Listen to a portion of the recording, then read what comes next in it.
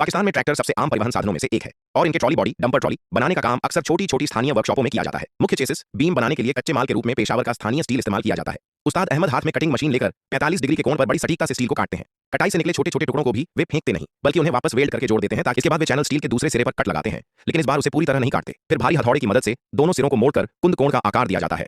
इसके बाद मुख्य बीम को जोड़ने का काम शुरू होता है। बीच के हिस्से में अतिरिक्त चैनल स्टील लगाकर पूरी संरचना को मजबूत किया जाता है। इसके बाद दोनों तरफ के चैनल स्टील को मोड़कर आकार दिया जाता है। अब ट्रैक्टर ट्रॉली की मुख्य संरचना धीरे धीरे दिखाई देने लगती है। जोड़ वाले हिस्सों को मजबूत बनाने के लिए त्रिकोणीय स्टील प्लेटों की मदद से अतिरिक्त मजबूती दी जाती है। मुख्य फ्रेम तैयार होने के बाद अब ट्रॉली के बेस की बारी आती है। उस्ताद अहमद चैनल स्टील को समान तरीके से काटकर फ्रेम पर फिट करते हैं और मजबूत वेल्डिंग के जरिए स्थायी रूप से जोड़ देते हैं। इस अतिरिक्त लेयर का उद्देश्य हाइड्रोलिक डंपिंग सिस्टम के लिए पर्याप्त जगह छोड़ना है। इसके बाद बीच में हाइड्रोलिक सिलेंडर का सपोर्ट ब्रैकेट लगाया जाता है। यह ब्रैकेट काफी मजबूत होता है, जिसकी मोटाई लगभग 1 सेंटीमीटर के आसपास है। दोनों ब्रैकेटों को जोड़ने के लिए एक मोटी स्टील प्लेट भी तैयार की जाती है। कटाई और फिटिंग के बाद इसे बीच में वेल्ड कर दिया जाता है। फिर पूरे यूनिट को मुख्य बीम के निचले हिस्से में स्थापित करके मजबूती से वेल्ड किया जाता है। बीच में सिलेंडर को पकड़ने के लिए विशेष होल्डर लगाए जाते हैं, जबकि पीछे की ओर स्टील प्लेट लगाकर खुले हिस्सों को बंद किया जाता है। इसके बाद डंपिंग मैकेनिज्म के सपोर्ट ब्रैकेट लगाए जाते हैं। दोनों तरफ एक जैसे ब्रैकेट क्रम से फिट किए जाते हैं।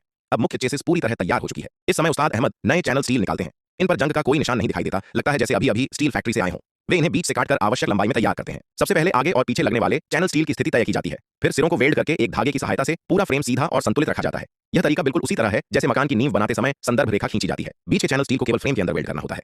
ट्रॉली की मजबूती बढ़ाने के लिए दोनों तरफ अतिरिक्त त्रिकोणीय सपोर्ट भी लगाए जाते हैं। यह पूरी प्रक्रिया वेल्डिंग के लिहाज से बेहद मेहनत वाली है, लेकिन उस्ताद अहमद केवल एक साधारण काले चश्मे की मदद से यह सारा काम आसानी से पूरा कर लेते हैं। अब तैयार किए गए चैनल स्टील को ट्रॉली के ऊपरी हिस्से पर लगाया जाता है। पहले दोनों किनारों को फिट किया जाता है और फिर आगे तथा पीछे के हिस्सों को एंगल स्टील से जोड़ दिया जाता है। इसके बाद दोनों साइड पैनलों का ढांचा पूरा किया जाता है। प्रत्येक चैनल स्टील के बीच लगभग 40 सेंटीमीटर की दूरी रखी जाती है।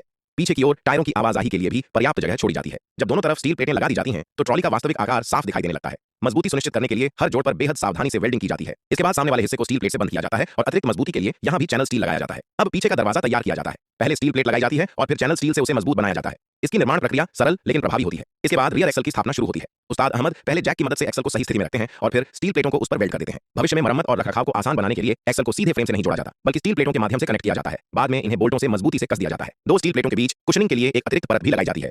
हालांकि यहां पारंपरिक लीफ स्प्रिंग का उपयोग नहीं किया गया, इसलिए यह कितना भार सह पाएगा यह देखने वाली बात होगी। इस ट्रॉली में इस्तेमाल किए गए बेयरिंग पूरी तरह नए हैं, जिससे पता चलता है कि यह वर्कशॉप सामग्री की गुणवत्ता पर विशेष ध्यान देती है। सबसे पहले एक्सल हब लगाया जाता है, फिर बाहरी बेयरिंग फिट किए जाते हैं। इसके बाद टायरों को उनकी जगह पर स्थापित किया जाता है।